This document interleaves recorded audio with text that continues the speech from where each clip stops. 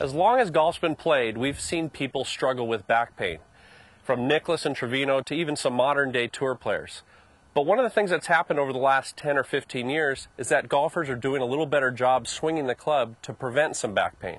So what's happened in the technique? Well, it's been a change from a use of the legs to a use of the body. What do I mean by that? Well, in the old swing, what we saw was a lot of lateral motion on the downswing with the legs. That would keep the upper body behind the ball for quite a while, and the arms would reach up to the sky in the finish. You can tell this isn't a very natural position, and it definitely puts a lot of strain on the lower back. Nowadays, we teach people to swing a little differently.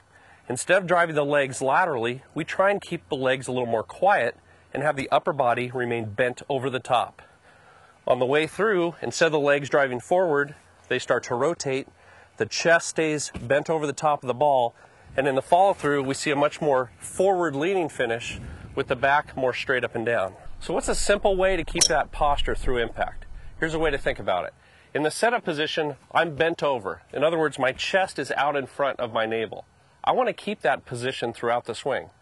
So as I go back, I want to stay bent over. I come into impact, I stay in that forward lean, and even in the follow-through, I might feel like my chest is still closer to the target than my navel. This really helps prevent lower back pain. It prolongs your career, and it keeps you from having to pop 3 or 4 Advil after every round.